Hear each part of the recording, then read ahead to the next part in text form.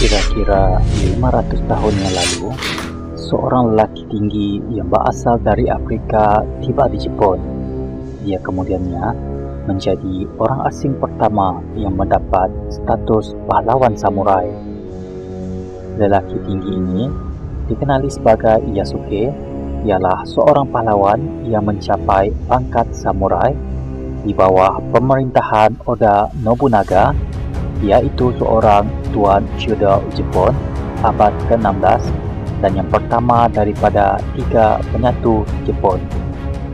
Pada tahun 1579, ketibaannya di Kyoto, iaitu ibu negara Jepun pada masa itu, yang sangat teruja sehingga orang ramai berdesak-desak untuk melihatnya, dan dikatakan sesetengah orang mati dihempap. Setahun kemudian, Yasuke menyertai eselon atasan kelas pahlawan Jepun, samurai. Tidak lama kemudian, dia amat fasih berbahasa Jepun dan menunggang kuda dalam pertempuran. Walaupun begitu, tiada rekod tarikh lahir Yasuke atau negara asalnya. Kebanyakan ahli sejarah mengatakan dia berasal dari kawasan yang dikenali sebagai Mozambik, tetapi beberapa ahli sejarah mencadangkan negara lain seperti Ethiopia ataupun Nigeria. Satu perkara yang diketahui dengan pasti ialah Yasuke tiba di Jepun dengan pastor Itali bernama Alessandro Valegnano dalam lawatan pemeriksaan dan muncul dalam rekod sejarah hanya antara 1579 dan 1582. Sesetengah pakar mengatakan dia adalah seorang hamba, tetapi ia sukar dinyatakan. Samurai biasanya memulakan latihan mereka pada zaman kanak-kanak. Yasuke bertemu Nobunaga sejurus lepas ketibaannya di Jepun dan menarik perhatian pemerintah dengan menjadi penceramah yang berbakat.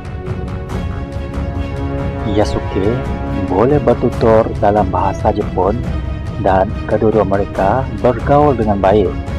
Yasuke menghiburkan Nobunaga dengan cerita dari Afrika dan India, tempat Yasuke tinggal sebelum pergi ke Jepun.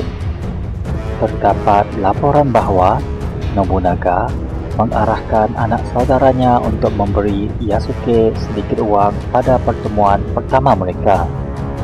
Sebagai samurai kelahiran asing yang pertama, Yasuke bertempur dalam pertempuran penting bersama Oda Nobunaga. Dia juga berada di sana pada malam salah seorang General Nobunaga, iaitu Akechi Mutsuhide, yang mengkhianatinya dan membakar istana panglima perang dan memerangkap Nobunaga di salah satu bilik. Nobunaga mengambil nyawanya sendiri dengan melakukan seppuku, iaitu ritual bunuh diri. Sebelum membunuh dirinya sendiri, Nobunaga meminta Yasuke memenggal kepalanya dan membawa kepalanya serta pedang kepada anaknya.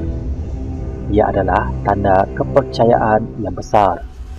Legenda Yasuke berakhir sejurus lepas peristiwa tersebut, dan kejatuhan Nobunaga di tangan seorang jeneral pengkhianat mengakibatkan pengasingan samurai hitam pertama dan mungkin kembali ke misinya di Kyoto. Walaupun nasibnya dan tahun-tahun terakhir hidupnya tidak diketahui, Yasuke telah hidup dalam imajinasi ramai orang Jepun. Dia membesar dengan buku kanak-kanak yang memenangi anugerah Kurosuke, di mana Kuro bermaksud hitam dalam bahasa Jepun.